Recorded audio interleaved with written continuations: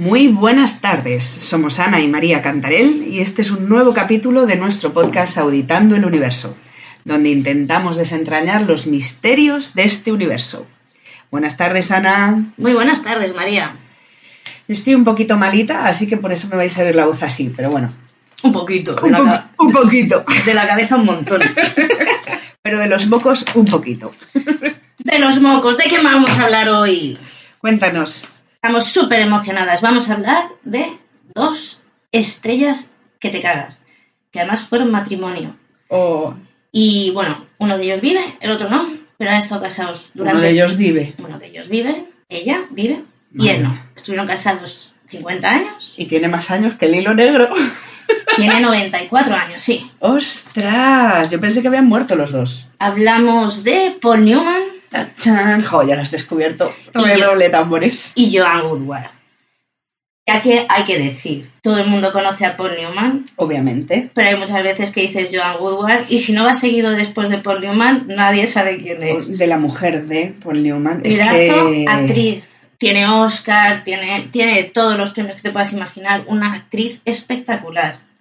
Pero sí, mucha gente la conoce como la mujer de. Sí.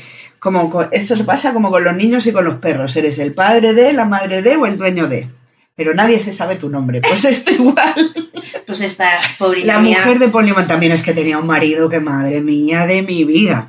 Pero vamos a hablar de los dos. Vale. Porque yo me he quedado emocionada. Yo sabía cosas, pero me he metido en profundidad estos últimos días. Y son dos personajes espectaculares. Tú sabías cosas. Eso suena así como a...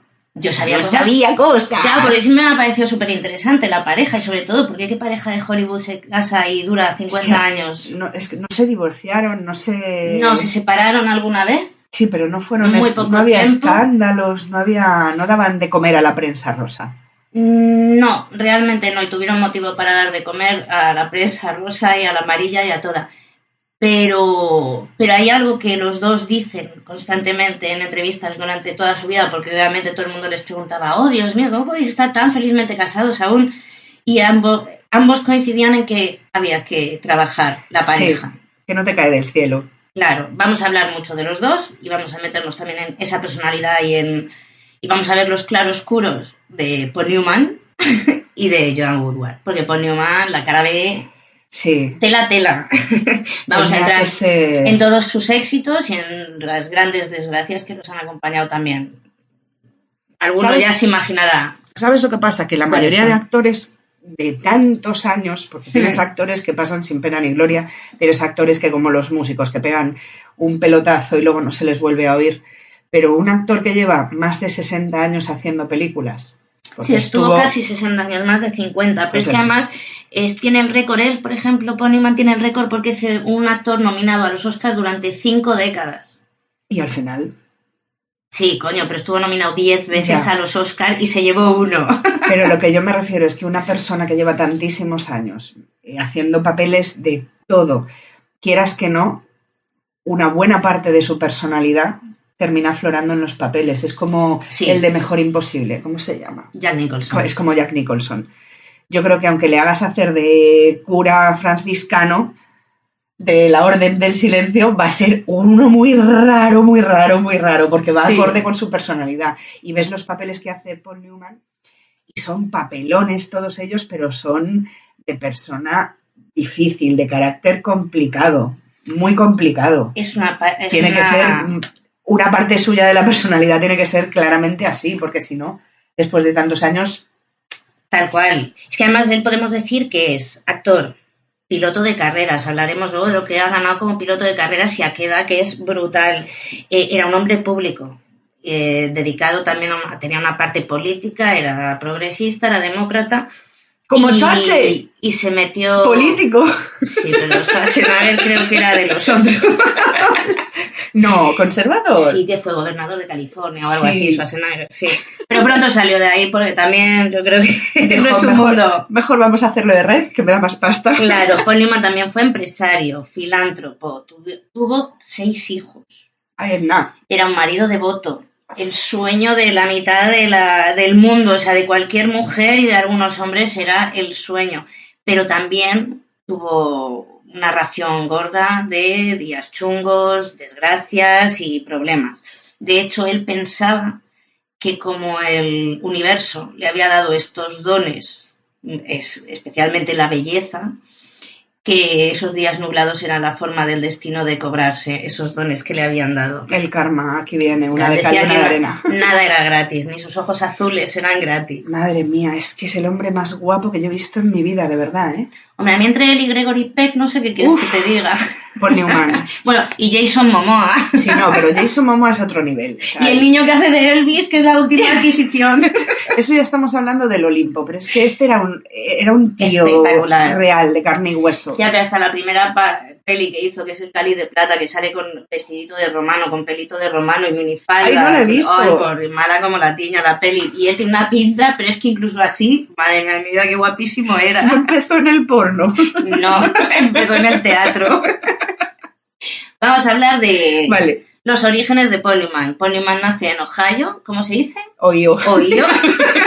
No, era Idaho. Da igual, son las dos que todo el mundo... En Ohio, el 26 de enero de 1925. No ha llovido ni nada. Santa. Claro, tendría 98 años a día de hoy. Mayor que papá. Sí. Y se murió a la misma edad. 82. Nació 2 años antes y murió 2 años antes. Murió en 2008. Y murió el 26 de septiembre del año 2008. Paul Newman viene de una familia acomodada. El padre tenía una empresa, se dedicaban a la venta de productos deportivos.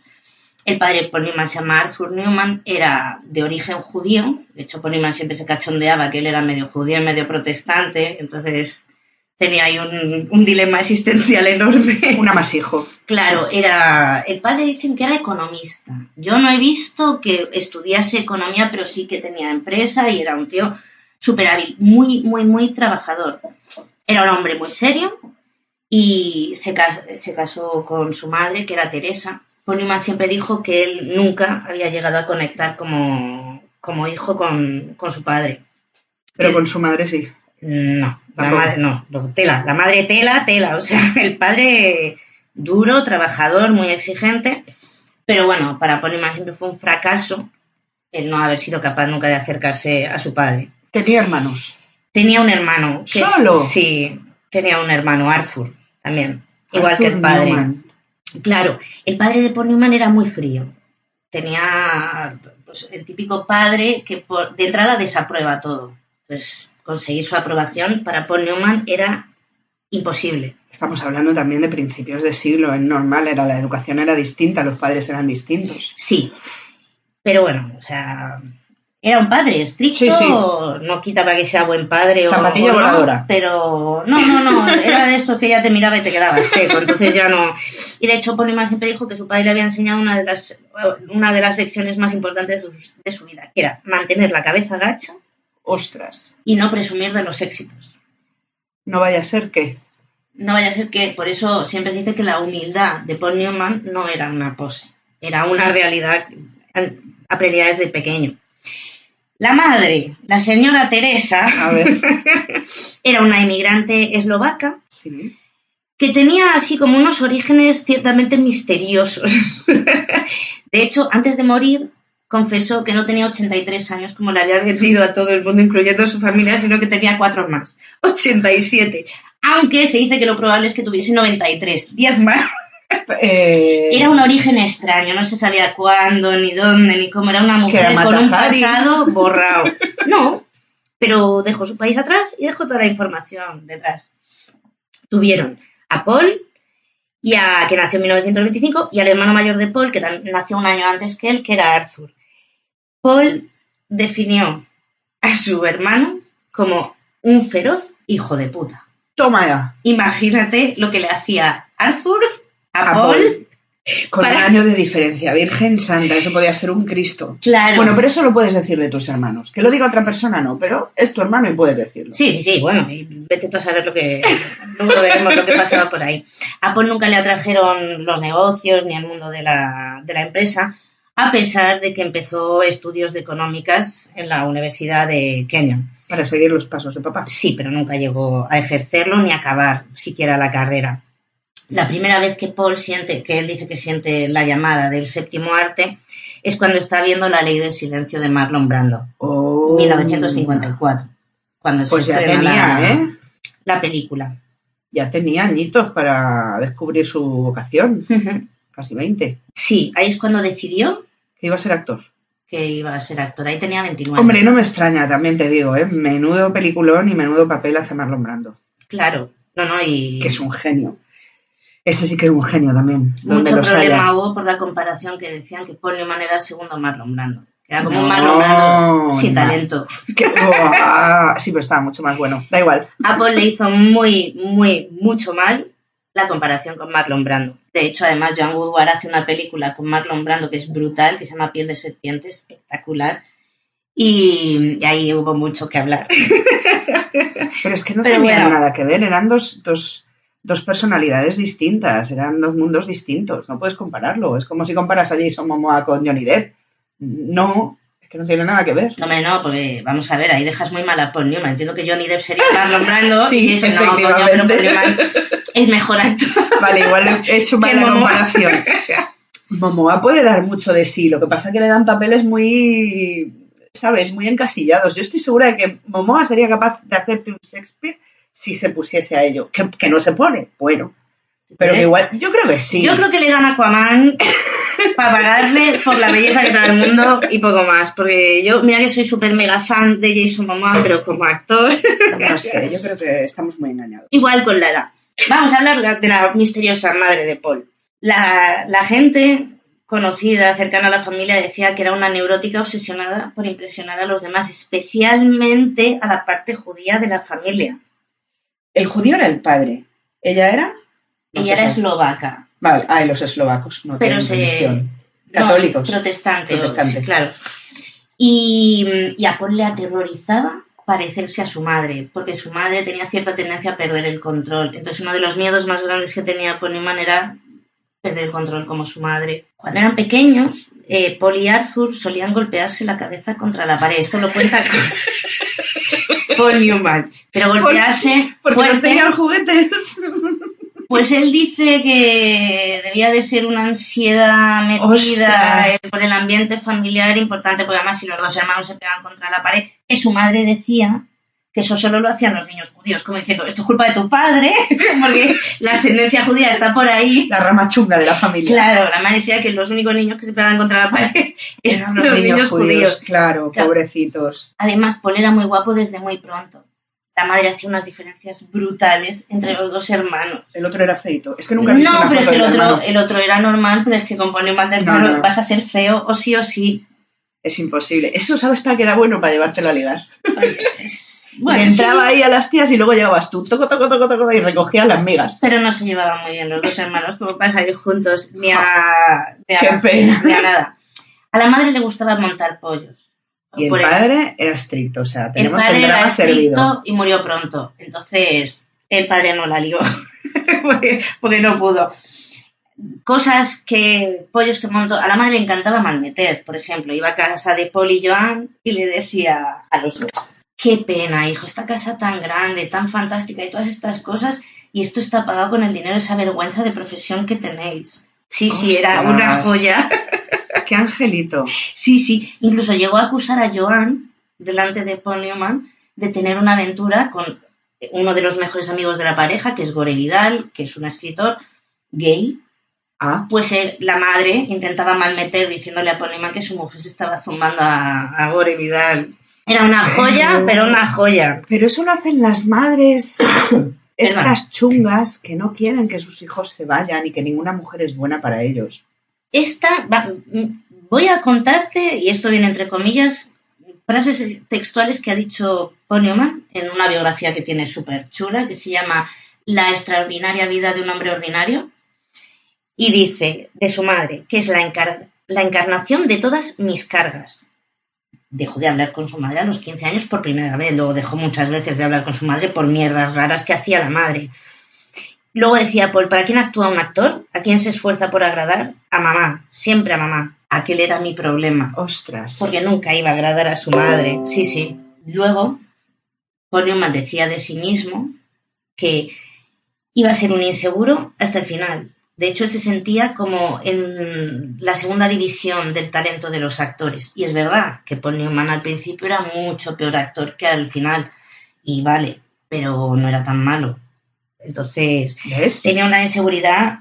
Él Como decía que Jason no Momoa. tenía idea de casi nada, lo cual es cierto para cualquier ser humano. Pero en aquella época los actores no estudiaban interpretación, ¿vale? No es como ahora, no era una carrera, no te metías Sí. allí a hacer un... Ya había, estos estudiaron en la Art Studio en Nueva York, que ya era estaban allí Marilyn Monroe, Brando, o sea, y había unas... Sí. James Dean, sí. Fue cuando se empezó a profesionalizar y a considerarles como una profesión no de Sí. entretenimiento, sino... Sí, no como al niño se le da bien Claro. y mira lo que hace. No. Paul Newman, como adolescente, estaba completamente acomplejado. Medía 1,65, ¿vale? No había pegado el estirón, pesaba menos de 50 kilos. No dice cuánto pesa, solo dice que menos de 50 kilos. Tenía que ser un tirillas. Las chicas no se fijaban en él en absoluto. ¿En serio? Claro, porque es que la mayoría de ellas eran altas y ninguna de ellas quería... Llevar un Tamagotchi al lado. Eran más altas que él. Él además quería ser jugador de fútbol americano. Buah. Y no daba la talla. O sea, es que con 1,65 no... Y menos No, de pero es 50 que kilos además- te barren, te matan. No, y no puedes soportar ni siquiera el peso del uniforme ese. Claro, pero es que además no lo admitieron en el equipo de fútbol ni por compasión. Ay, pobrecito. Al pobre con la Ni ilusión como que lo- mascota. Claro, es que decían que lo hubiesen destrozado, o sea, que no le podían aceptar porque con esa Se lo comían. cantidad de masa no valía... Haces una entrada y lo dejas como un cromo. Claro, pero el tío fue listo, pero dijo, no tengo cuerpo, no puedo entrar en el fútbol americano, pues me voy a dedicar al teatro. A Perfecto. ver qué pasa, y se metió ya en el instituto, en el grupo de teatro. En 1943, con 18 años, como la vida familiar era bastante complicada, el tío decide, en plena Segunda Guerra Mundial, intenta ser piloto de la Armada Americana, pero como es daltónico, no Y puede bajito. serlo. Claro, es daltónico, no, porque aquí ya había estirado, creo que medía 1,85 ya cuando pegó el Y por estirón. ser daltónico no te dejan. Claro, es uno ¿Qué de más los... da? No. Son colores solamente. Ya, pues es que el rojo y el verde son colores primordiales para la aviación y para casi cada cosa que vuela. No puede ser piloto siendo daltónico. De hecho, eso ya pasa mogollón de gente. Claro, él dice que como era daltónico, pues en vez de piloto, lo mandaron a la radio, ¿no? De oficial en la radio. Y dice que él lo primero que hizo fue sacarse el título de bebedor de cerveza para compensar la tristeza de no poder ser piloto. Y los compañeros le decían que vestido de uniforme parecía un Boy Scout. La gente es mala, ¿eh? Son malos y envidiosos. No, es que tía. la realidad hay que tratarla con sentido del humor, porque si no, no llegamos a ningún sitio. Entonces, pero es que a mí lo de que parecía un Boy Scout me Le mata de faltaban la las risa. insignias nada más. Mira, y por ejemplo, en 1945 él se tiene que embarcar en un bombardero, pero tiene algún problema que no especifica y no puede embarcar. Pues resulta que ese bombardero lo atacan y muere casi toda la tripulación. Y él se había quedado en tierra porque no había podido Menos subir. mal. Sí. Pero escucha, ¿lo meten en la radio en plan Good Morning Vietnam o en la radio para transmisiones No, entre...? en transmisión. Ah, vale, Claro, no, me no, lo no. sigo y que hacían un bombardeo. En la radio, en la radio de hablar. Vale, entre ellos, de claro. comunicaciones. Paul Newman textualmente dice que él, como artillero, era un desastre. Tampoco me aclaraba con los instrumentos de navegación. Me equivocaba con los altímetros y cada vez que nos disponíamos a aterrizar en la cubierta de un portaaviones, el maldito aparato marcaba que estábamos por debajo del nivel del mar. Tuvimos algunos encuentros con submarinos japoneses y yo manejaba una ametralladora de calibre 30, pero era como disparar un tirachinas. O sea, que tampoco era bueno, No. ni estaba contento, ni le parecía que fuese a tener ningún tipo de futuro en el ejército. No. Claro, Menos mal que se dedicó al teatro, Virgen Santa. claro. Y luego, por ejemplo, durante un periodo muy cortito de tiempo, fue muy pro armas nucleares. Claro, porque ¡Anda! se vendían como el arma definitiva. En cuanto vieron las consecuencias de la bomba de Hiroshima y de Nagasaki, cortó completamente. Y de hecho él dice, yo tenía 20 años y no tenía ni idea de nada. Y cuando vimos las consecuencias de la bomba, vamos, o sea, risras con las armas nucleares. En 1949, con 24 años, se casa con la actriz Jackie White. ¿White o Wheat? Porque no sé yo cómo decir esto, yo creo que es Wheat, pero bueno, con la que tiene 3 hijos. Scott, el mayor en 1950, Stephanie en el 51 y Susan en el 53. Un niño y 2 niñas. Vale. Paul conoce a Jackie cuando los dos están trabajando en una obra de teatro así chiquitita y el flechazo por lo visto fue inmediato. Él tenía 24 y ella tenía 19. Él en ese momento estaba empezando a perseguir su vida de actor, aunque no lo tenía muy claro, pero claro, estás persiguiendo tu sueño de actor en trabajitos de mierda y tienes 3 hijos y una mujer a la que mantener. Y una hipoteca, seguro. Claro, entonces lo que hizo Paul fue trabajar de lo que fuese. O sea, trabajaba en lo que hiciese falta, de mecánico, en granjas, lo que fuese y lo que saliese, porque tenían que sacar adelante a la familia.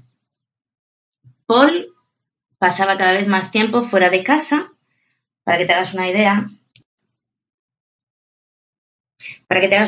Paul vivía en Los Ángeles, en California, en la costa oeste de Estados Unidos, y la familia, o sea, Jackie con los 3 niños vivía en Long Island, en Florida, en la costa este. Pero ella era actriz también. Sí. ¿Y trabajaba con los 3, o sea, trabajaba fuera de casa o con los 3 niños era inviable? Antes de tener los niños sí, pero después de tener, porque ella también se dedicó a trabajar de lo que se pudiese trabajar mientras tenía los niños, pero como actriz. Claro, pero alguien se tenía que quedar con esos niños. Claro, no, de hecho ella estuvo en casa y sacó adelante a los niños mientras él estaba en la otra costa. Entonces, cuando dijiste al principio que tenía 6 hijos, sí. ¿Tuvo 6 o tuvo 9? Tuvo 6. Vale, 3 con esta y 3 con Joan Woodward. Sí. Claro, es que de repente dijiste, tenían 6 hijos, y hostia, entonces tuvo 9. No, tuvo 6 hijos en total, de los 2 matrimonios. ¿Y has dicho el mayor cómo se llamaba? Scott. Stephanie Newman. Y Susan. ¿Te suena? Ninguno, Scott Newman, no me suena de nada. Pues sale en pelis de Paul Newman. Sí. De hecho, en El Coloso en Llamas hay un bombero que tiene como ataques de ansiedad y que le tiene miedo. Ese es Scott Newman. Ay, la tengo que volver a ver, hace siglos que la vi. Hace más de 20 años puede ser que la haya visto incluso. Scott Newman. La pareja, que se casó en 1949, permaneció casada hasta finales de los 50. Hasta 57, ha sido 58. Claro, si no se veían. Si los amigos decían que eran 2 muy buenas personas que no debían haberse casado nunca. De hecho, Paul Newman dijo que cuando se casó no tenía para nada claro lo que estaba haciendo y que una vez se casó se vio comprometido y lo único que tenía era que continuar y seguir con ese compromiso. Meterte en la rueda de hámster y ya está. Tira para adelante, corre. Que es que además eran súper jóvenes los dos y él decía que jugaban a ser adultos y que, claro, o sea, no funcionó. Se casan en el 50. En el 49. En el 49, con 24 años. Él y 19 ella. En el 50 un hijo, en el 52 y en el 54. 50, 51 y 53. 50, 51, como 53. Antes. O sea, con menos de 30 años ya tienes 3 hijos. Sí. Claro. O sea, que con menos de 30 años sigues siendo un preadolescente mal orientado. Y de repente te ves con 3 hijos. A mí una cosa que me parece así como me dio mucha pena verla y es que se veía ahí como mucha carga emocional para él, porque él dice que cuando se divorciaron, él y su primera mujer, a los más afectados, que eran los niños, no se les dio voz, solo se les dio consuelo. Y él dice que tenían que haberles hablado, tanto ellos a los niños como preguntarles a los niños cómo se sentían y haberles explicado, pero claro, en esa época no se hacía. Y era algo de lo que él se arrepentía muchísimo. El padre de Paul muere en 1950, Paul tiene 25 años, y claro, Paul está con mujer, con 3 hijos y sin un proyecto de vida porque el cine todavía no fluye. ¿A qué va a hacer Paul? ¿Beber? No. Bueno, sí. Es que ahí empezó a beber, empezó a tener un problema de alcohol, pero ¿qué pasó? Que se sintió obligado y presionado en gran parte por su madre a hacerse cargo de la empresa familiar junto con su hermano. Pero aparte de que no le gustaba, tampoco había estudiado para ello, no le interesaba y no se había esforzado en saber más.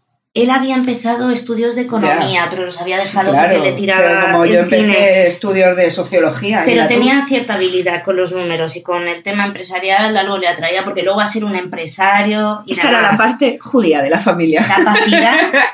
Capacidad tenía. Ganas ninguna. Es que no tenía ninguno. No. Y de hecho él dice que cuando su padre muere, él sabe que su padre estaba avergonzado de él. Porque tiene ¿qué mierda de profesión es esa? La farándula, era como 3 hijos y no eres serio, no eres responsable, no... Y mira a tu hermano que bien lo está haciendo. Hombre, les dejaría la empresa por lo menos funcionando, con lo cual... Sí, él era muy buen hombre de negocios y la empresa funcionaba súper bien. No les dejó pufos y no de les hecho, dejó... fue uno de los grandes empresarios que primero empezaron a mover el tema de la ropa deportiva. Estamos hablando Ropa de los deportiva años... Newman. No me suena. No, vendían ropa deportiva, no tenían marca propia, vale. pero distribuían ropa deportiva. Y eso era un nicho de mercado brutal, pero en ese momento era un riesgo, era tirarla, a ver si eso funciona o no. Paul dice siempre que su padre le trató como si fuese una constante decepción para él. Y que aunque él intentaba demostrarle que podía dar la talla, jamás tuvo la oportunidad de demostrarse, porque además como vivió poco tiempo, pues nada, y como penitencia, él dijo, pues vuelvo a la vida de la empresa familiar, porque... Madre de Dios. Claro, dice que su madre empieza a presionarle muchísimo para que se quede, y él cada vez está más desencantado y empieza a beber.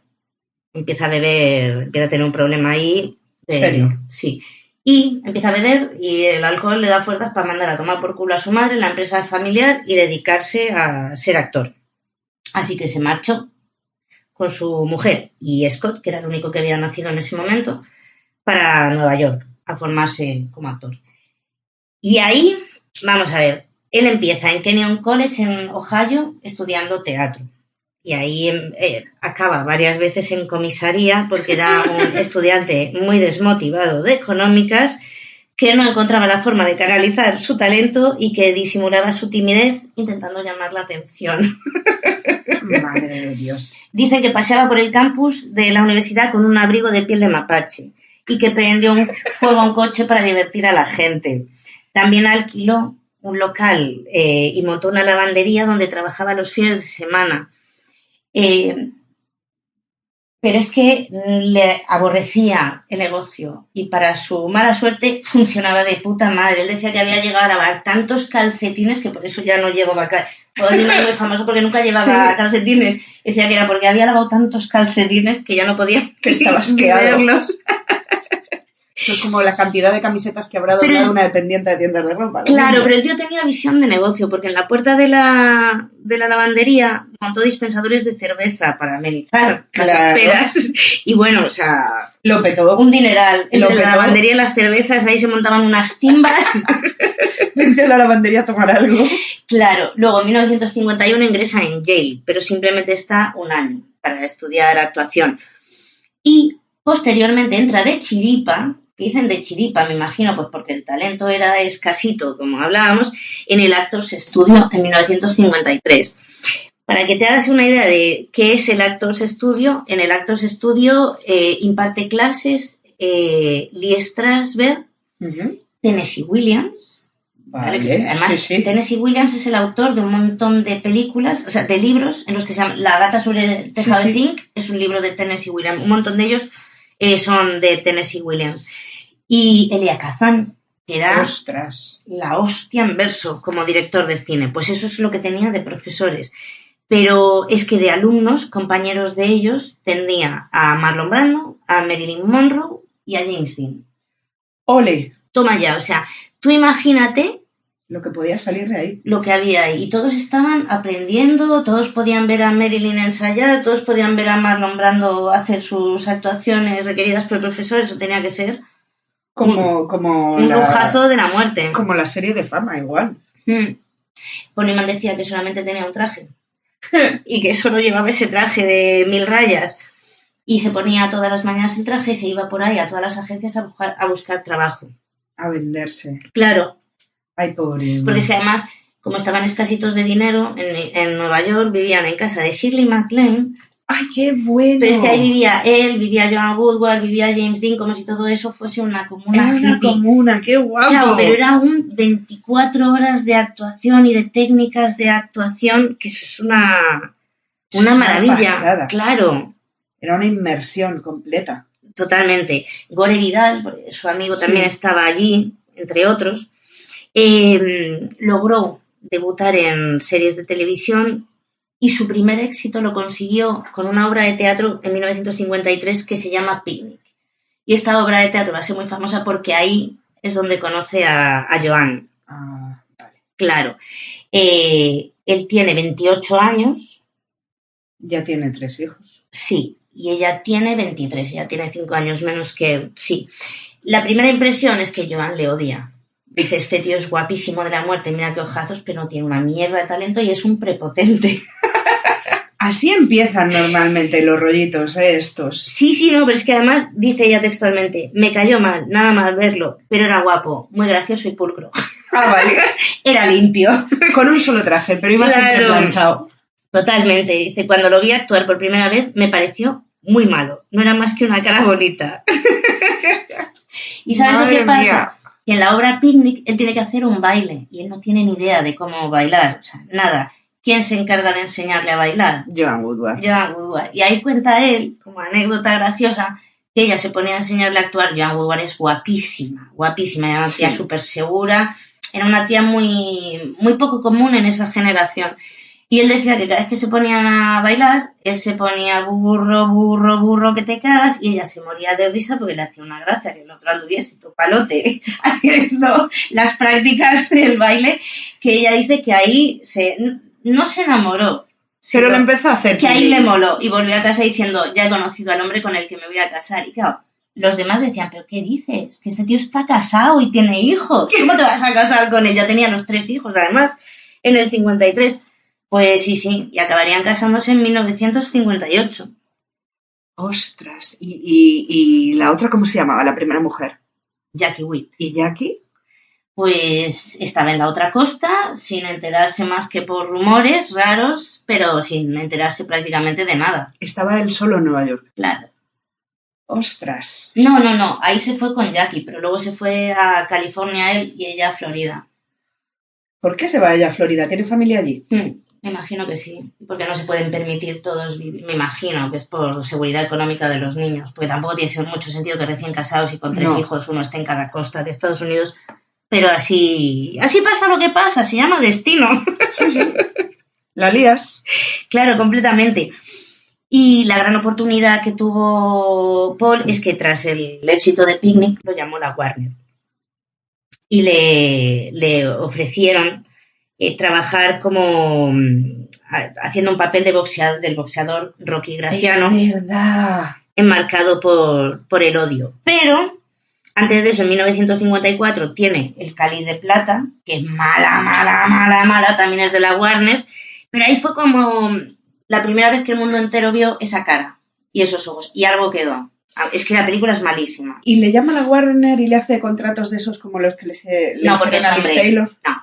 Ah, vale, a los hombres no. Es distinto, ahí ya tenían más presión. Hombre, si eres un mindundi te hacen un contrato de mierda, pero no... O sea, ahí ya habían empezado a dejar de monopolizar actores, y con los actores eran distintos que con las actrices. Mira tú. Porque si además a Liz Taylor la mala suerte que tuvo es que la cogieron desde niña. Ya. Entonces ella estuvo con un contrato hasta los 18, pero claro, es que habían firmado el contrato con 13 o 14 años. Eso es algo que además me flipa, porque el otro día no tiene nada que ver, pero inciso aquí. El otro día estaba viendo un reportaje de George Michael, el cantante, que se llama Freedom Uncut, que está en Prime, si lo queréis ver. ¿Sí?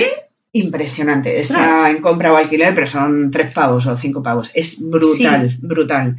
Y el tío habla de sus inicios en Wham. Firman con no sé qué compañía, con la que tuvo el movidón gordísimo. Sí. No sé si es Sony o... Sí, creo que es Sony. Ni idea, sí. Pero bueno, pues firman con Sony cuando empiezan en Wham. Y él les denuncia después de muchísimos años ya estando solos porque quiere hacer otras cosas, porque él quiere dejar de promocionarse, quiere dejar de salir en los vídeos, quiere dejar de hacer conciertos porque tiene una presión y su vida personal es un desastre porque acaba de morirse su pareja y porque está hecho una mierda. Y Sony le dice que no, que o hace eso o hace eso. Y el tío lo explicaba, decía, es que tú firmas un contrato y estás ligado a ese contrato de por vida. Y de hecho el juicio es en Inglaterra y el juez... porque él los denuncia por condiciones draconianas, porque no es justo, porque él ganaba muy poco con su contrato y además no le permitían hacer lo que quería. Sí. Pues el juez le da la razón a Sony, pierde el juicio, porque dice, tú has firmado, es lo que hay. Pero es que yo puedo romper un contrato que he firmado. Ya, con una indemnización. No, es que podía. No le permite romper el contrato. Pues había una cláusula que no permitía romper el contrato. Y dice el tío, bueno, entonces que soy esclavo de esta discográfica para el resto de mi vida. Y tiene que intervenir una tercera persona creo que fue, además no era ni siquiera una compañía discográfica, era de un estudio de cine, que dijo, es que no va a volver a hacer nada más, es que si se tiene que quedar con vosotros, no va a escribir una canción, no va a volver a cantar nunca más. y después de pagar una millonada se pudo ir, pero es que es eso, o sea, son contratos que te esclavizan para el resto de tu vida con las condiciones que firmaste hace 30 años, que tenías 20, Claro. que no sabías ni lo que ibas a hacer en tu vida. Eso a día de hoy no se estila y no se hace, porque Claro. ya no se permiten esas cláusulas abusivas, pero tú date cuenta que antes las productoras de cine, de música, daba igual, tenían la sartén por el mango. Es que además si no firmabas con ellos, Sí, sí. te morías de hambre y ya no ibas a vivir de lo tuyo nunca. Entonces con la emoción de, me firmo y voy a ganar esta pasta y me voy a mantener. Luego cuando te das cuenta de los millones que están ganando por ti, Sí. es eso, o los amenazas o desapareces y dejas de escribir, entonces vas a ser una pérdida para ellos, o te esperas a que acabe el contrato porque no te quedan más cojones. Claro, a día de hoy ha habido el escándalo este de Taylor Swift, que ha vuelto a reeditar todas sus canciones ella y está ganando un dineral y se ha desembarazado pero tuvo un problemón también con ellos. Y es eso, o sea, la amenaza es, pues, paro, pero eres un artista, no vas a parar. Claro. Es que la otra opción es, pues, no hago nada más. Ya, pero eran los que tenían la pasta y las instalaciones, entonces, o con ellos o con nadie. Uh-huh. Y era una sí, mierda. Pero no es algo que pasase hace tanto, es que George Michael murió hace poco. Sí, no, y eso fue en los 90, cuando tuvieron el megapollo, fue finales de los 80 o 90, sí. Bueno, pues llega Paul Newman a su primer gran éxito como boxeador, enmarcado por el odio, 1956. Pero Paul Newman no estaba destinado para esa película. ¿Por qué? Porque iba a ser James Dean. Pero James Dean muere el 30 de septiembre de 1955. Entonces dicen, bueno, pues James Dean no, pues Paul Newman. O sea, una flor en el culo. Sí. El destino, muere James Dean y me toca a mí, porque si no, pues quién sabe si Paul Newman hubiese desistido o se hubiese quedado por el camino. O hubiese montado una cadena de lavanderías, vete tú a saber. Claro. Lavanderías, cervecerías. Con dispensadoras de cerveza, si no, no puede ser. Ahora vamos a hablar de Joan. Vale. Joan nace en 1930 y sigue viva a día de hoy. Se llama Joan Gillian Woodward y nace en Georgia y es hija de un empresario de publicidad y Elinor Trimmer, que es su madre. El padre es súper trabajador, igual que el de Paul Newman. Incluso demasiado trabajador y se pasa toda la vida de viaje y haciendo cosas de negocios. Joan tiene un hermano que es Wade y es arquitecto. Ese sí que no sé si está vivo o no. La madre de Joan era la mejor amiga que podías tener, una persona que le gustaba la juerga, las fiestas sociales, conocer gente y tomarse una copichuela con sus amigas. Madre mía. Que te mueras. Pero claro, era muy infantil, era más una hija que una madre. Esto lo dice Joan. Se llevaban súper bien, se querían mucho, madre e hija. Y Joan también quería un montón a su padre. Pero el padre pasaba tanto fuera que a la madre pues le gustaba dedicar sus cariños a otras personas. Lógico. Claro, por la ausencia de su marido o por lo que sea.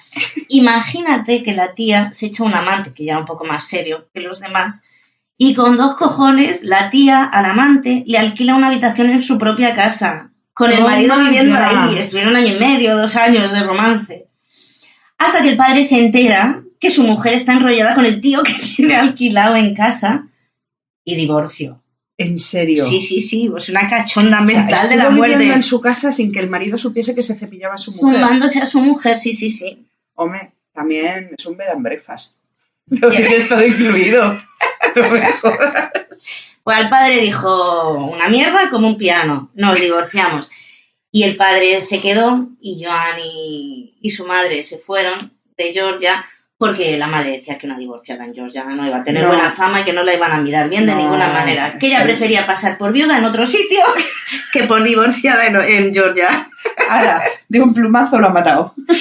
Hay un montón de anécdotas, madre e hija, porque claro, mientras Joan era pequeña y hasta prácticamente el instituto era como su mejor amiga, pero luego Joan dice que se empieza a dar cuenta que necesita a alguien con un poco más de responsabilidad, claro, porque al final la que está haciendo de madre es ella. Que las madres de sus amigas no hacían lo mismo, ¿no? No. Claro. Joan dice que en el instituto le pidió ir al baile al pibón del equipo de fútbol y el tío dijo que sí. Fue el primer novio de Joan, él habla a día de hoy como que Joan fue el amor de su vida y que no ha conocido una mujer así en su vida. Pero el tío le dijo que sí, entonces le dijo a la madre, venga, que te voy a hacer un vestido.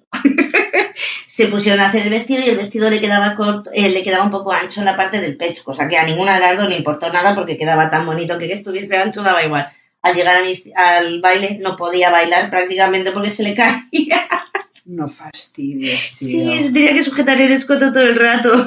Ay, pobrecita. Claro, luego Joan decía que su madre se olvidaba de pagar las facturas de la luz, les cortaba la luz, el agua, porque a la madre se le iba a la olla. No porque no tuviera, que estaban cortitas de dinero, pero tenían dinero para las cuentas. Porque pero estaba ocupada en otras cosas, claro. Es que ese es el problema de vivir con una madre-hija. Claro, y ella decía que nada, que se tenía que hacer cargo de todo ella, porque su madre era como... Su madre y nada era lo mismo.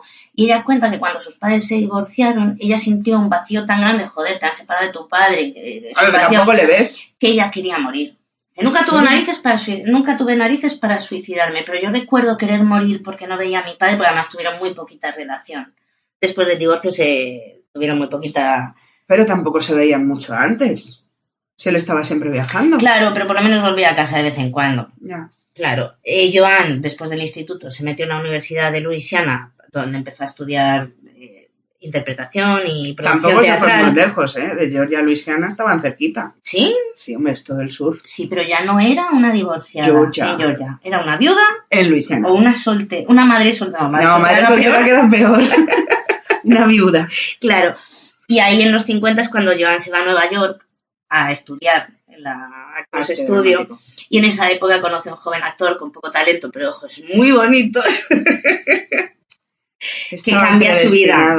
Es que estas cosas, tío, de verdad que lo ves, y además es que cuando ves esas cosas desde fuera dices, míralo, aquí hay lío, y ellos dicen, no, y tú, sí. No, es que sí. Que se nota. Es que además hay una peli y dices tú, madre mía, madre mía. Joan participa en Picnic y en series de televisión como The Alcoa One y Estudio 1, y ahí es donde la ve la 20th Century Fox y la contrata y debuta en el cine con una película que se llama Cuenta hasta 3 y reza en 1955, que por lo visto tiene buena crítica. Yo es una película que no la he visto. Yo tampoco. No. Se dice que la que tenía talento entre los dos era Joan. Sí.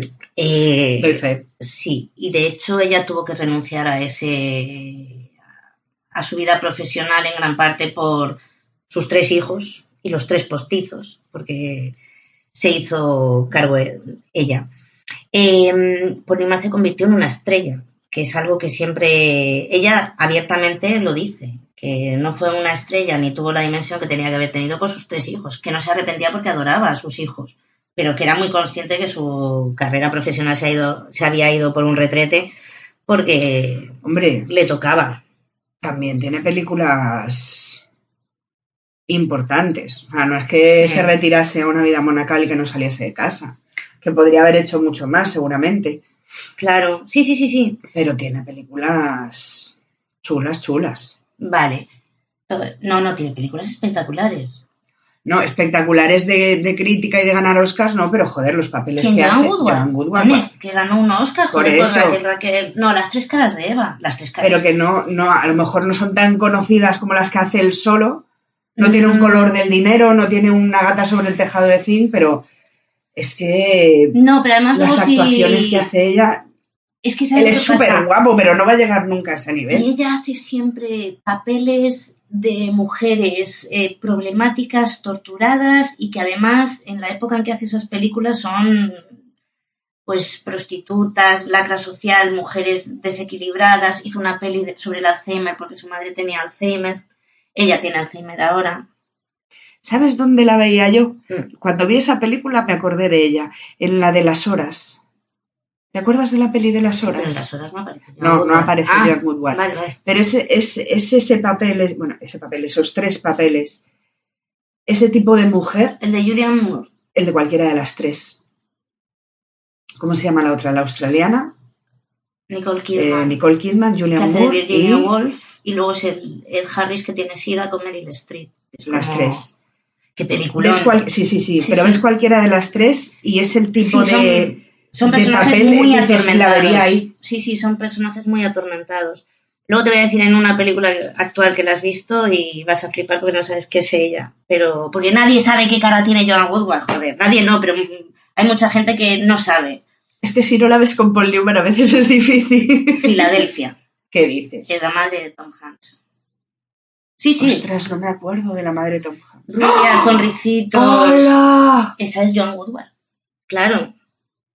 Sí, ¡Ostras! sí. No me había dado ni cuenta. Y Filadelfia es del 96 o del 94, Sí, algo así. Sí. Claro.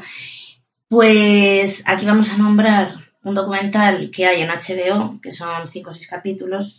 Es espectacular. Las últimas estrellas de Hollywood. Es un documental que hace Ethan Hawke, porque la hija pequeña de Joan y Paul le da unas transcripciones de... Vamos a ver, a finales de los años 80 Paul Newman siente la necesidad de explicar su vida, porque además ha tenido una vida muy problemática y ha tenido cosas muy complicadas.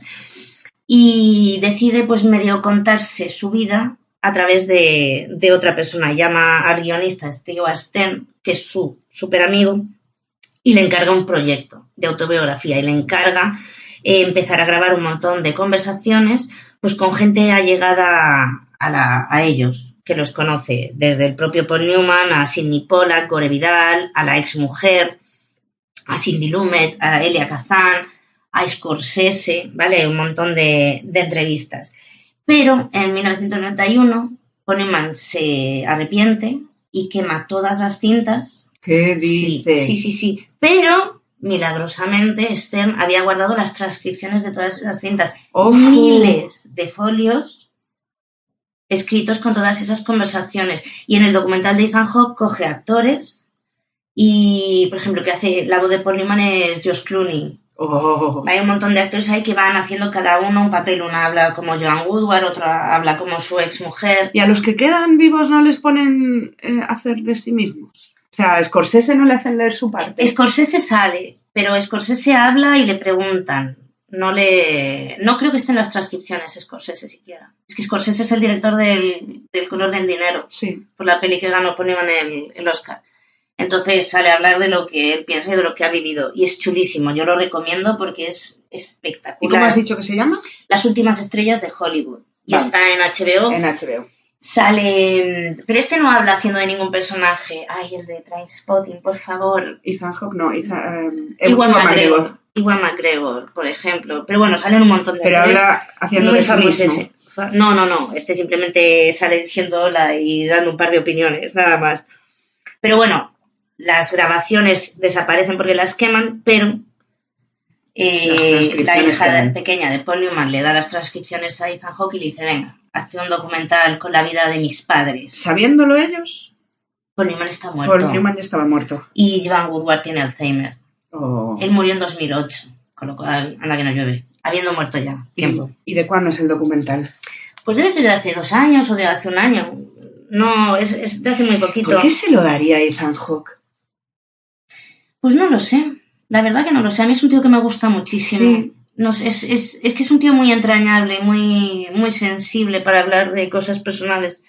Entonces, para que tú veas la opinión que tiene Ethan Hawke de la pareja, según ha hecho el documental, dice, se esforzaron mucho en amarse y sufrieron de verdad. Y sin embargo, utilizaron todo eso para seguir creciendo. Eso es lo que me parece realmente inspirador. Y es que yo creo que es la enseñanza de la pareja que hicieron los dos. Y si tenemos que hablar de luchar y de continuar y de utilizar los momentos bajos para seguir creciendo, la labor de Joan fue, vamos, espectacular. Porque ella fue menos difícil que él. Hombre, alguno de los dos tenía que ser él. Ella era difícil en sus momentos, pero él... Por eso es que si no hubiese sido, vamos, un choque de trenes, alguno de los dos tenía que ser el que diese su brazo a torcer de vez en cuando. Sí, totalmente. Mira, por ejemplo, lo que dice Paul Newman de lo que es realmente la felicidad en el matrimonio. No es algo que simplemente suceda. Un buen matrimonio debe crearse. En el arte del matrimonio las pequeñas cosas son las grandes cosas. Nunca se es tan viejo como para no sostener las manos. Hay que recordar decir te amo al menos una vez al día y nunca irse a dormir enojados. Es tener la capacidad de perdonar y de olvidar. Es dar al otro una atmósfera en la que cada uno pueda crecer. Es encontrar espacio para las cosas del espíritu, en una búsqueda común del bien y la belleza. Es establecer una relación en la cual la independencia sea por igual, la dependencia mutua y las obligaciones recíprocas. No es solo casarse con la pareja perfecta, es ser la pareja perfecta. ¡Ole! De esto lo lee Paul Newman en su reboda, porque a los 50 años en sus bodas de oro volvieron a renovar los votos y esto viene de un poema de Wilfred Allan Peterson. Madre mía. Pero era lo que pensaba él, lo que era una pareja. Me gusta eso. De la independencia por igual y la dependencia mutua. Es bonito. Es muy chulo. Como dijimos, los dos se conocen en 1953 y los dos querían convertirse en grandes actores. De hecho, los dos decían que querían ser estrellas, no actores, sino estrellas. En el teatro encontraron una especie de adiestramiento y en las aulas del Actors Studio el fundamento teórico de su trabajo. Tenía que ser chungo, ¿eh? La escuela, me refiero. Tenía que ser complicado. Hombre, hubo muchos y a la fama y estrellas se hicieron muy poquitos. Por eso. Pero claro, es que es un mundo complicado de subir y de mantener. Muy emocional y es un trabajo muy... Sí, totalmente de acuerdo. Claro, él estuvo casado hasta el año 1958. Decía que no era feliz para nada con Jackie. Y sin embargo, entre él y Joan había una química espectacular. Él decía que con ella todo parecía posible. ¿Y Jackie? ¿Qué decía, pobriña? ¿Alguien le preguntó? Jackie dijo que las cosas no iban bien. Y me imagino que siendo la otra parte también te lo hueles. No se montó un bed and breakfast, pero vamos. No. Sabía que algo no iba bien. Claro. Hombre, cuando tu marido está en un extremo del país, tú estás en el otro y no hay comunicación, plantéatelo, ¿sabes? Claro. No sé. Mira, él, por ejemplo, se dio cuenta de que ella era una grandísima estrella, porque ya en a finales de los 50, ella ganó un Oscar por Las tres caras de Eva, que es una mujer, o sea, es una película súper recomendable porque es una mujer a principios de los 50, a finales, con 20 y poquitos, 30. Sí, con 20 y poquitos, sí, entre 20 y 30. O sea... En 1957, Las tres caras de Eva. Con 27 años, pero su primer Oscar. Era una tía que prometía, o sea, es que antes de empezar a tener hijos lo había ganado todo. Entonces, si hubiese podido seguir eso, vamos, ni Liz Taylor ni la madre que lo parió. Se los hubiese comido a todos. A Marilyn le hubiese dado así, pum, pum. Claro, pero tú imagínate ese momento de la pareja. Ella es una estrella absoluta, tiene un Oscar, y a él no paran de compararlo con Marlon, con Marlon Brando, pero como la mala versión de Marlon Brando. Ya, pero mira, mientras tanto le van dando papeles, ¿sabes? Que le comparen con lo que quieran. Uh-huh. Él se va haciendo famoso, la gente le va viendo y madre mía. Claro, de la película que hablábamos, que trabajan los dos y la gente decía que se notaba una química sexual brutal entre los dos, es Un largo y cálido... El largo y cálido verano. El largo y cálido verano. El largo y cálido verano. Claro, es que además había... En esa no es en la que sale... No. Me he ido. No, nada que ver. No, esa es... No, estaba pensando... ¿te acuerdas Mickey Rourke? Uh-huh. Mickey Rourke y la otra, la rubia de 9 semanas y media. Kim Basinger. Mickey Rourke y Kim Basinger en... Ni idea. No sigo a ninguno de los dos, imagínate. No sé cómo se llama. Búscalo porque no tengo... Mississippi, creo que era, o algo así. No sé. Él era el objeto sexual de la mitad del mundo. Sin embargo, él dice que él no era así, que era súper tímido y súper seguro, que el objeto sexual era ella. De hecho, ella bautizó una cabañita que tenían como la cabaña sexual. Y él decía que lo llevaba por la calle de la amargura, porque lo que vivía ahí no se lo había imaginado ni en sus sueños más tórridos. Sí, pero era ella la que mantenía la seducción de la pareja. Sí. Y la inseguridad de él. Hay una película que graban Sidney Poitier, Joan Woodward y Paul Newman, que se llama... ¿cómo se llama esa película, por favor?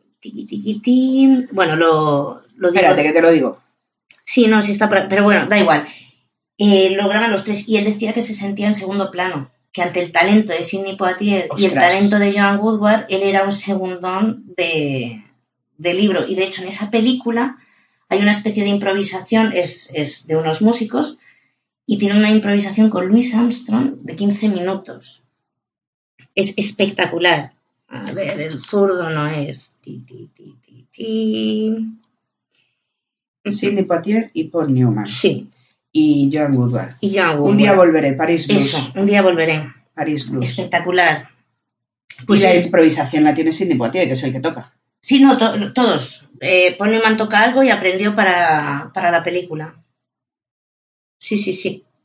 Un día volveré. Esa no la he visto. ¿Y qué nos pasa aquí?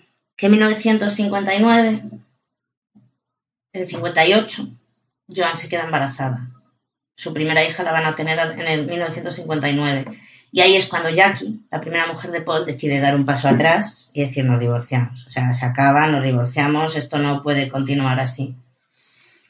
Y entonces, una vez recibe el divorcio, Paul Newman se escapa corriendo a Las Vegas y se casa con... Pero no hay que esperar un poco. Con Joan. La ley no dice que tienes que esperar un poco, una cuarentena por lo menos. Un poco, esperó, pero... Lo justo. Un mes y medio, sí, o sea, un nada. Claro. Y encima, recién casados, se plantan en el Festival de Cannes como pareja.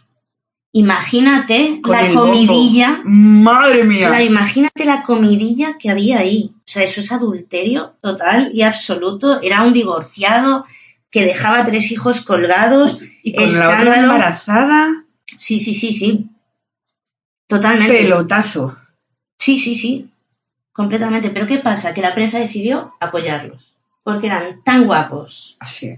Y tan simpáticos. Tan jóvenes y tan monos. Que por algún motivo que no se llega a comprender muy bien. Porque se estaban cebando con Richard Burton y Elizabeth Taylor. Por eso, y dijeron, aquí ya no cabe más carnaza. No, bueno, sí, porque además era... No, porque Elizabeth Taylor fue en el 64, cuando se casó con Burton. Esto era tiempo antes. Pero da igual, es que eran la viva imagen del éxito. Eran guapísimos, eran unos triunfadores. Entonces, todo el mundo decidió olvidar que había habido ahí un adulterio y los encumbraron como la imagen del amor. A los dos. Imagínate ser la otra. Uf, complicado. Tú viendo eso en la tele. Mal. Con tus 3 hijos y pensando, por muy buena persona que seas y muy ser de luz que seas, tienes que estar pensando, ojalá te salga feo. Vale, ahora piensa tú en esos hijos, viendo eso de su padre. ¡Uf! Claro, y sin conversaciones de nada, porque de esas cosas no se hablaba. Y aparte, cuando se divorciaron, Jackie pasó por un momento muy complicado de su vida porque era una humillación, la habían abandonado, se había ido con otra, entonces tampoco pudo ser el gran apoyo que podía haber sido para sus hijos, pero porque no podía, no estaba capacitada, una divorciada en el 58. No, y además tampoco era una gran estrella, tampoco tenía ese, por lo menos ese apoyo de, guau, tengo un ego enorme porque soy aquí alguien importante. No, soy la ex mujer abandonada de Paul Newman, que es una mega estrella con una mujer guapísima que va a tener un hijo. Pero mira, para que te hagas una idea de lo mal sin intención que se pueden hacer las cosas, Paul Newman con Joan Woodward tuvo otras 3 hijas, ¿no? O sea, tuvo un niño y 2 niñas con la primera y 3 hijas con Joan, Nell, Lizzie y Clea. Clea es la que le manda todo a Ethan Hawke. Paul Newman dijo que la primera vez en su vida que había llorado, sin contar cuando murió su madre, fue cuando nació la primera hija que tuvo con Joan. Tú imagínate eso, que lo oyen tus otros 3 y lo dices. En público. Sí, y dices, por Dios de mi vida, o sea, por favor. En la pareja, Joan era muy volátil, era muy inestable y dicen que era muy rencorosa, pero que a la vez era absolutamente encantadora y podías contar con ella para todo, o sea, hasta el final.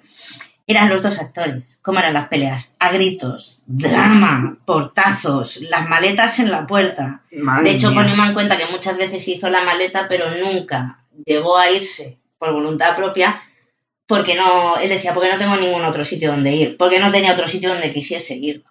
Pero tenían, o sea, ¿era una pareja perfecta? No, era una pareja normal. Te aseguro que habría millones de sitios donde podría ir. Claro. Ella es la primera estrella del Paseo de la Fama. Las estrellitas del suelo de Hollywood. Pues la primera que pusieron fue para ella. Fue Joan Woodward, sí. ¡Qué chulo! Sí. ¿Cuándo empezaron a ponerse esas estrellitas? Ni idea. No tengo ni idea. No. Ella, aun con 3 hijos y 3 postizos, continuó trabajando. Lo que pasa es que... Escucha, ¿cómo que con 3 postizos? ¿Los 3 primeros hijos vivían con ellos también? No, pero pasaban temporadas con ellos. Y en algún momento se habla de la relación que tenía Joan Woodward con sus 3 hijastros. Los adoraba. Sí. Y es que Y ellos además a Joan Woodward los también. hijos de los hijastros hablan de ella como lo mejor que les ha traído Es el que estamos mundo. hablando todo el tiempo de Paul y ella. Vamos a ponerle el nombre a ella porque me está dando mucha rabia. Siempre es ella, es Joan. Claro, sí. O sea, que se llevaban bien. Se llevaban fenomenal, adoraba a los niños y los niños la adoraban a ella. De hecho, Joan era como muy natural, muy espontánea y sus hijos iban en pelotas por casa y por todos lados y les encantaba estar desnudo y a los 3 mayores les decía, venga, desnudaos ahí pues con los aspesos. Y dice, nunca quisieron hacer lo mismo que mis hijos. Claro, tenían otra educación, ellos despelotarse delante de todo el mundo y correr por el jardín a los 12 años, pues No. la verdad es que no te suele apetecer mucho. No, si no lo has hecho de pequeño ya no lo haces de mayor. También Joan dice que con 30 años se dio cuenta que no iba a ser la actriz que soñó y que fue además súper doloroso porque tuvo que reducir su carrera por sus hijas a las cuales adoraba como nada. Y aparte Paul pasaba muchísimo tiempo fuera de casa porque Paul Newman hubo años en que hizo 4 películas. La de La gata sobre el tejado de zinc va con otras 3. Ese mismo año, entonces trabajaba a un ritmo que hacía que pasase muchísimo tiempo de casa. Y entonces ella decía que cuando se iba a rodar se sentía súper culpable de dejar a las niñas. Entonces, y cuando estaba con las niñas se sentía súper culpable por no estar desarrollando su carrera. Entonces eso tiene que ser un infierno total. De esta época de Paul Newman tenemos películas como Traidor a su patria, El zurdo, La gata sobre el tejado de zinc, todas estas en 1958, La ciudad frente a mí y, por ejemplo, con Joan tiene una que se llama Un matrimonio en apuros, que es una comedia Me suena. chulísima, súper divertida, recomendable y como drama también con él, el largo y cálido verano, que es un libro que escribió Tennessee Williams. Sí. Sí. A Paul lo nominan por primera vez al Oscar por su interpretación junto a Elizabeth Taylor por La gata sobre el tejado de zinc en 1958.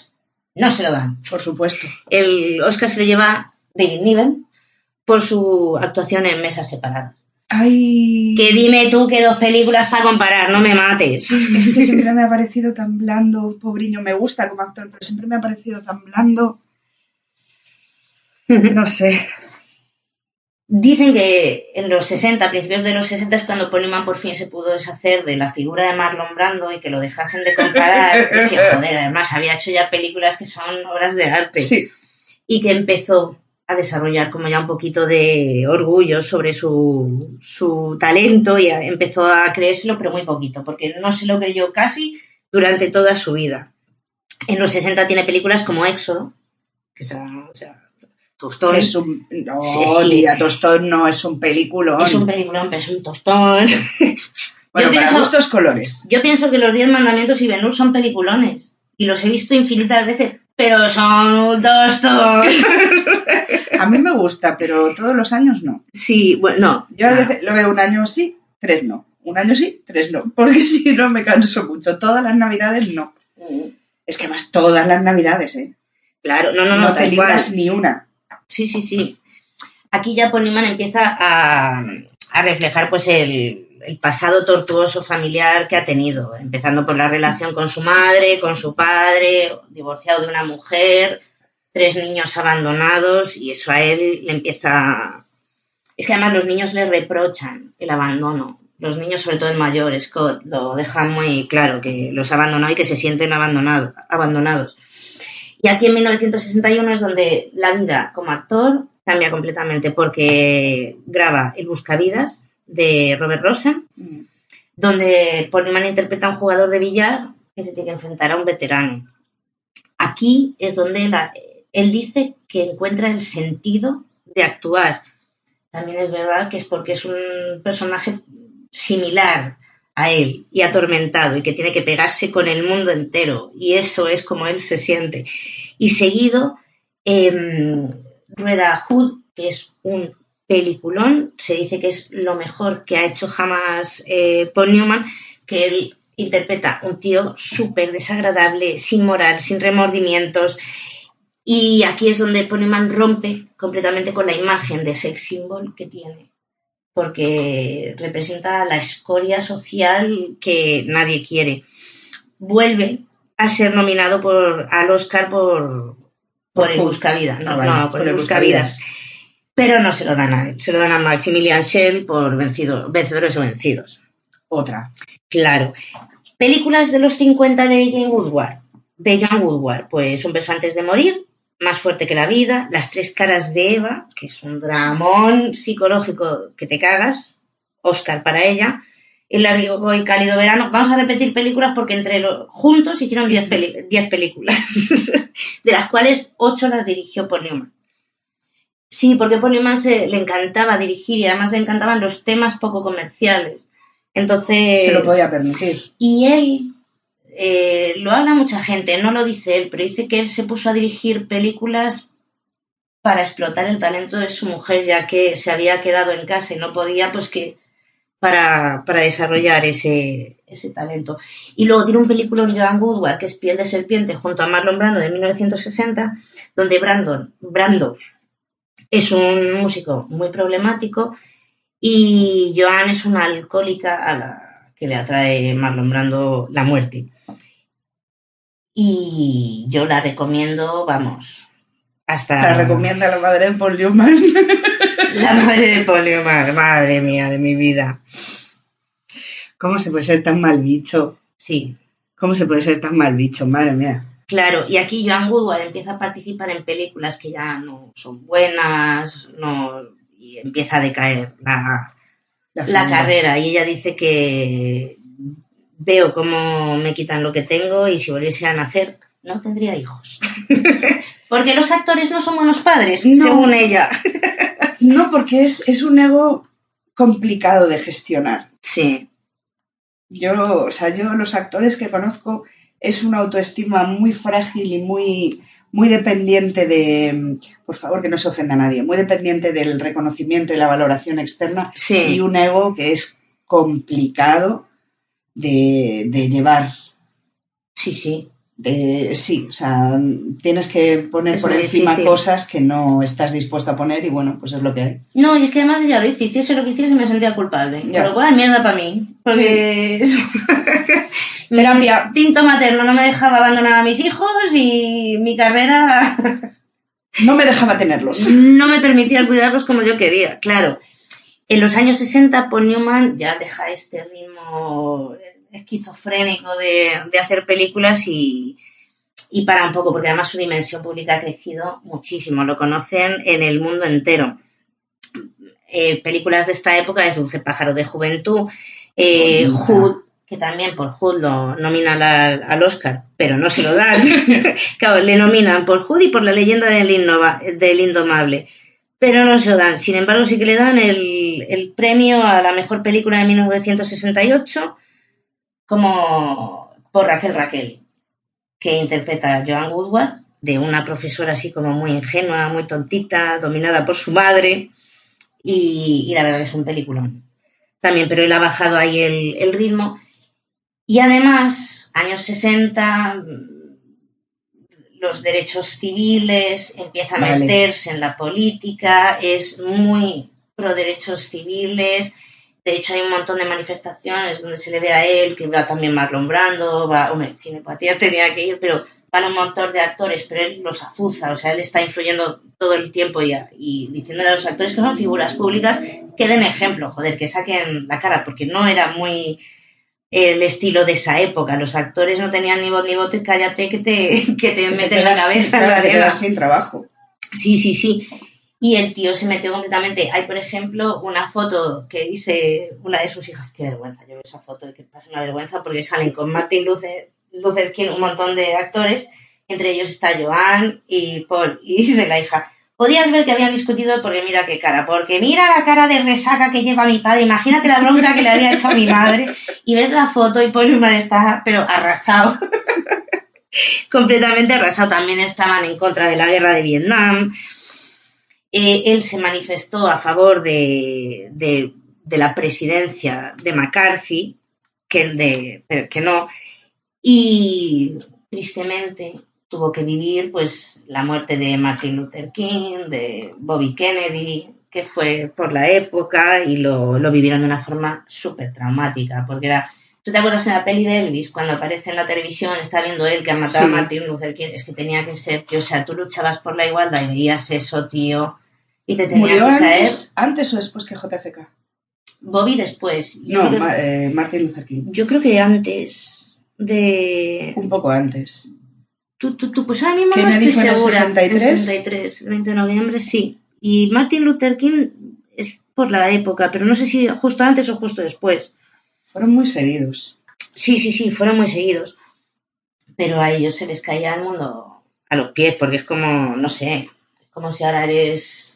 Ahora no, pero hace 3 años eras pro defender al mundo del cambio climático y le pegan un tiro en la cabeza a la Greta Thunberg esta.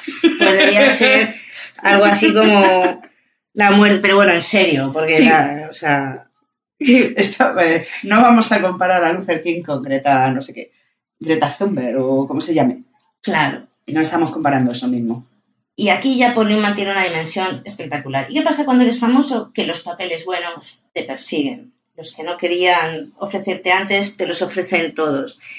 Y, por ejemplo, aquí tenemos la leyenda del indomable, que va de un preso rebelde, rebelde contra la autoridad de la propia penitenciaría. 2 hombres y un destino, que es la primera vez que se cruza con Robert Redford, que es un peliculón de cagarse. De hecho, Robert Redford dice que a él no le querían para actuar en la peli, y sin embargo Paul Newman dijo que o cogéis a este o yo no actúo, porque este es el que me gusta. Y el que me va a dar la réplica. Claro, es que además son los dos, vamos. Y se llevaron de puta madre desde el principio. Decían que no era nada normal que un actor apoyase a otro, porque ya había muchas envidias y muchas mierdas, pero no, estos dos fue como una especie de comunión desde el principio, que luego rodaran El Golpe juntos, que es otra, vamos, o sea... Pero bueno. Qué buena es esa peli.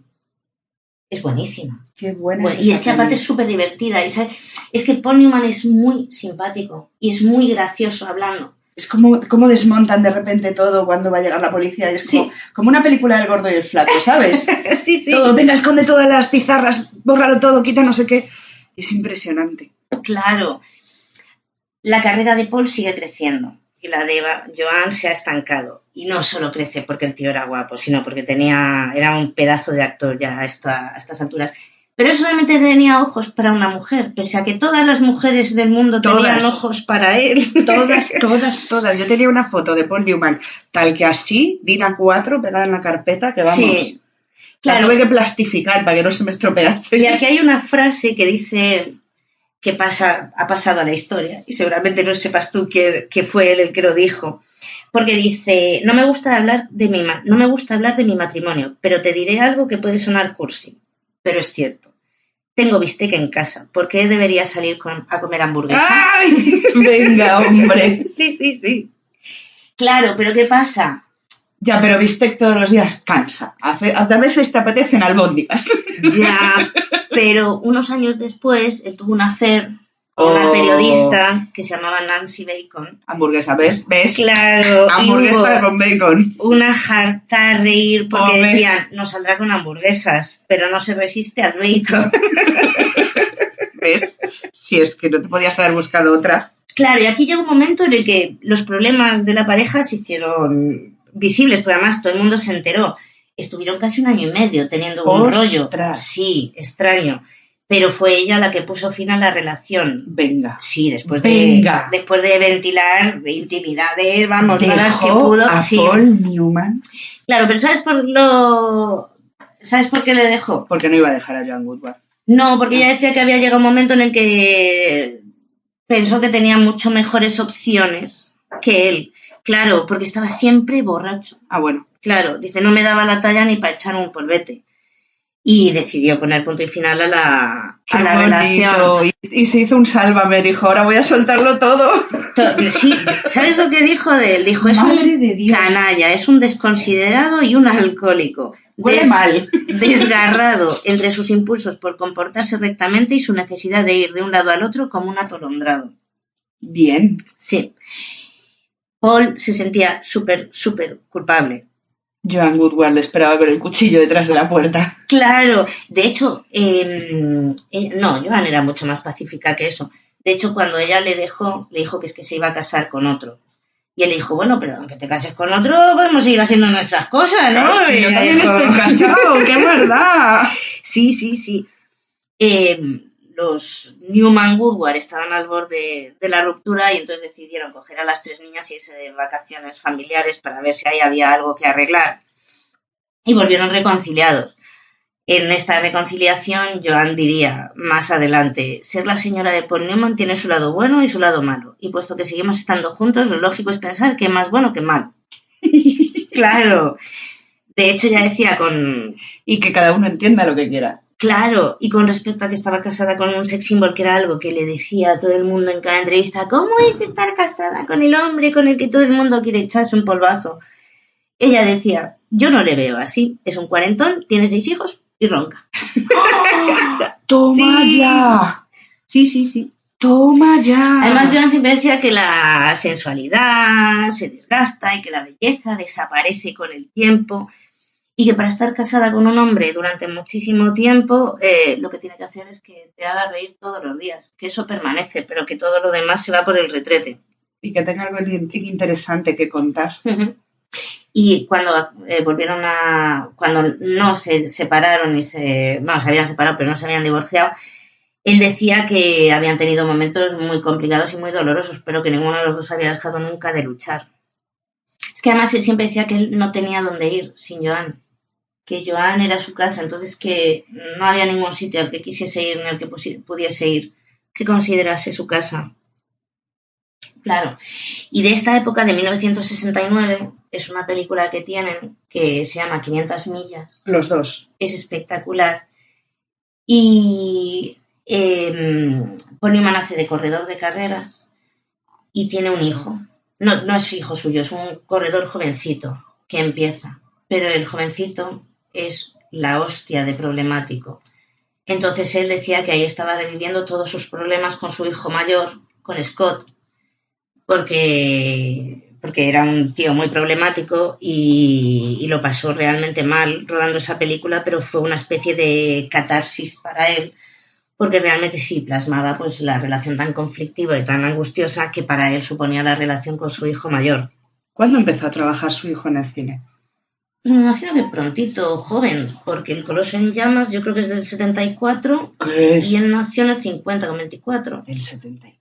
Algo hizo antes, sí, por ahí, sí. ¿Tan antigua? Es antiguilla, ¿eh? Sí, ostras, sí. no había nacido yo todavía. El Coloso en Llamas, 1974, sí, seguro. Ostras, yo creí que era bastante posterior, de los 80 y pico, 90. Sí. No, claro, no, quita. Era muy joven Paul Newman todavía en esa peli. Y después de rodar 500 millas, el tío se hizo muy consciente de los problemas que tenía con sus hijos mayores, porque aparte de Scott, él ni se consideraba un padre ideal, ni tenía motivos para considerarlo, ni sus hijos lo consideraban un padre ideal. De hecho, la mayor de las niñas, Susan, también entró en una época muy conflictiva durante la adolescencia. Por ejemplo, se enamoró de un profesor y decidió que estaba demasiado gorda para gustarle a su profesor, entonces perdió 20 kilos en un mes y casi se muere. ¡Ay, Dios! Sí. Pero claro, como los problemas que daba Susan no tenían nada que ver con los problemas que daba Scott, prácticamente la ignoraron y esperaron a ver si se le pasaba, porque claro, el mayor estaba dándolo todo, pero todo.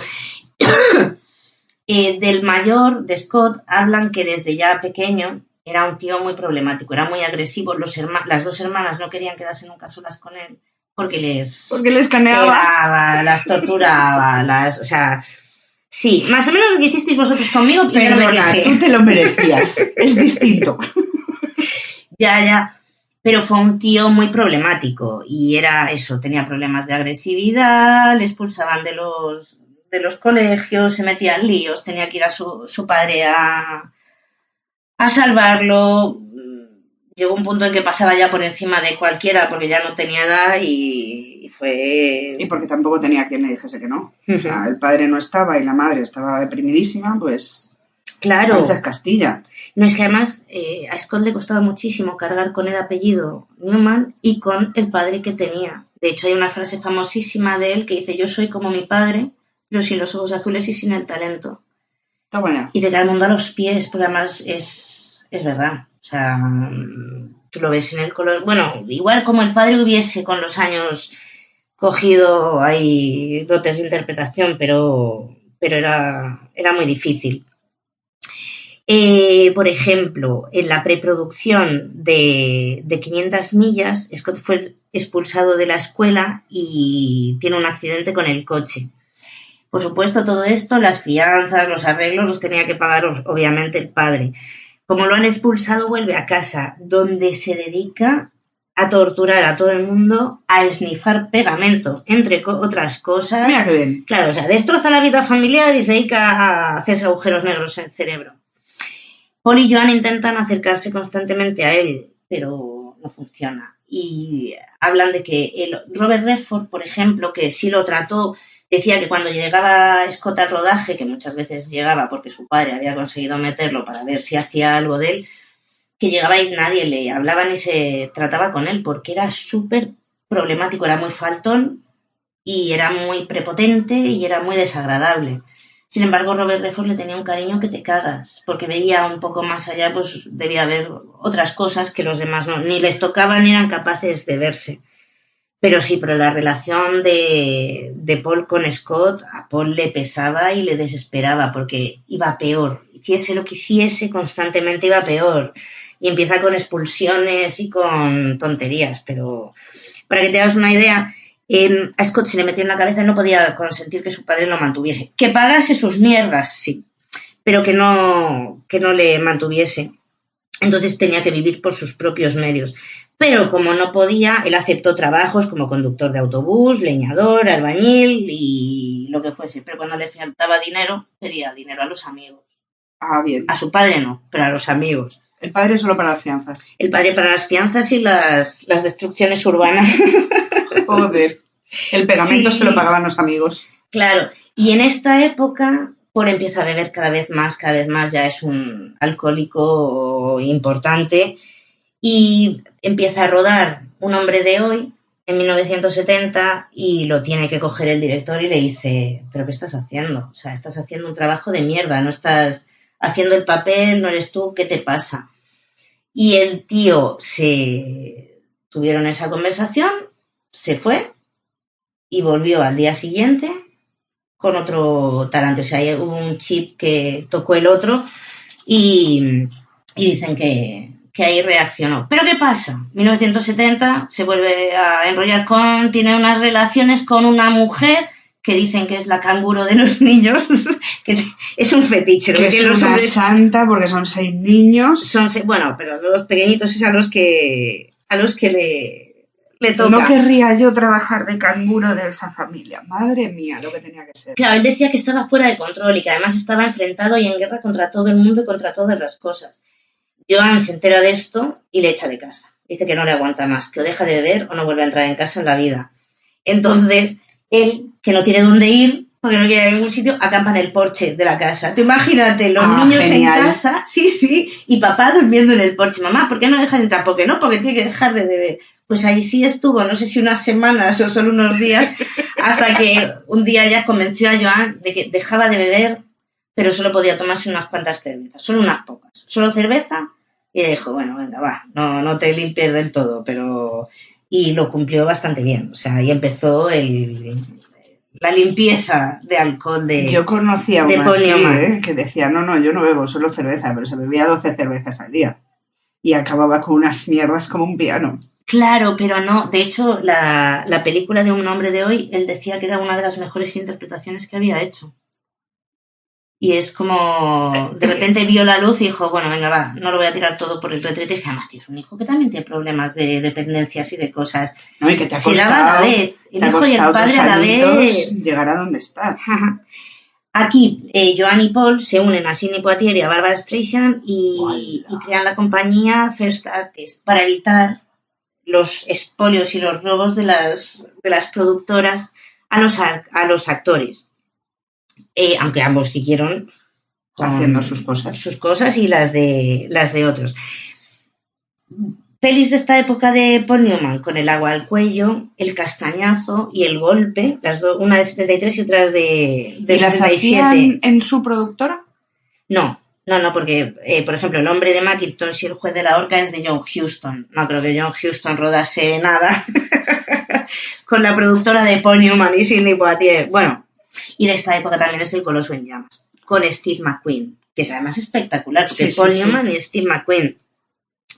Claro, y aquí Paul Newman en 500 millas ya había cogido el toque de me encanta llevar coches, y me encantan las carreras de coches. Es que además le ves. Pero de hecho, con el coche en el rodaje, el director decía, joder, pues es que hay unos tíos que son corredores que hacen la carrera con él. Y el cabronazo de él empieza al final, empieza a 16, por ejemplo, y va acelerando, adelantando hasta llegar al segundo puesto o algo así. Y entonces se picaba y a los otros pilotos les tenía que decir, no os piquéis con él, dejadle pasar porque el gilipollas se nos va a matar porque está haciendo una carrera de verdad. ¡Ay, virgen! Y algún piloto se picaba con él, pero... ¡Ay, virgen! Sí, o sea, era casi como... Las 500 millas son las de Le Mans, ¿verdad? Sí. Yo tengo esa imagen en la cabeza de él. Sí. Las 24 horas de Le Mans y las 500 millas de Indianápolis. Sí. Con esa especie de verdugo que llevan los pilotos debajo del casco. Sí. Así como azul y blanco, Ajá. clarito, al lado de un coche. No sé en qué periódico o dónde salió esa foto, pero está con el verdugo ese puesto de piloto. Hay mogollón de él, sin vestido el casco. de Fórmula 1. Sí. Y es que además no has visto un piloto de Fórmula 1 más guapo y tenía... Pero es que con 80 años... 80 no, que es cuando murió, pero con 78 años el tío se subía a los monoplazas y decías, yo quiero uno de esos. La del mensaje una botella que tenía ya 78, 79, estaba a punto de palmar. ¿Una botella de Paul Newman? Mensaje una botella, él es el padre de Kevin Costner. ¡Ah, es verdad! Y lo sigues viendo y dices, eres un viejo pellejo, pero sigues estando buenísimo. Es guapísimo, sí. Y está a punto de morir, le falta muy poquito tiempo para morir, murió después. Sí, tal cual. Mensaje una botella es de él. Sí, mensaje una botella es de él. Como la de Filadelfia, sale ella así. Y de esta época, pues, es El coloso en llamas. Hablamos de 1974 y vamos a dejar la otra mitad para el siguiente podcast, porque si no se nos va a hacer larguísimo esto. Me parece perfecto. ¿Sí? Dejamos a Paul Newman y Joan Woodward en 1974, 6 hijos, casi divorcio 2 veces y durmiendo una semana en el porche. Y readmitido. Ole, ole. Hablamos la próxima semana. Muchas gracias. Gracias a todos. Besitos. Chao.